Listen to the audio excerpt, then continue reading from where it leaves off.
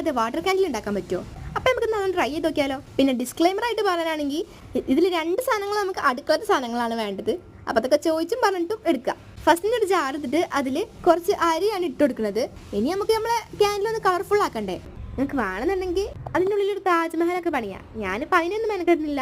മുകളിൽ കുറച്ച് ഗ്ലിറ്ററാണ് ഇട്ട് കൊടുക്കുന്നത്. ഇനി നെക്സ്റ്റ് സ്റ്റെപ്പ് എന്താണെന്ന് വെച്ചാൽ നമ്മൾ അതിൻ്റെ മുകളിൽ കുറച്ച് ഓയിൽ വെച്ചെടുക്കണം. ഈ ഓയിൽ ഉണ്ടെങ്കിൽ അതിന് കത്താനുള്ളൊരു തൊര വരുള്ളൂ.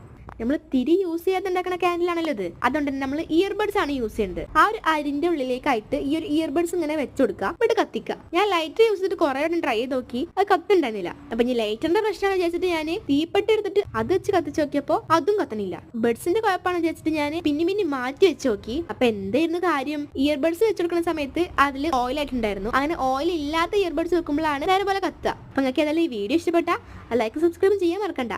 പിന്നെ നിങ്ങളുടെ അഭിപ്രായങ്ങളൊക്കെ കമന്റ് ആയിട്ടും കൂടെ അറിയിക്കുക.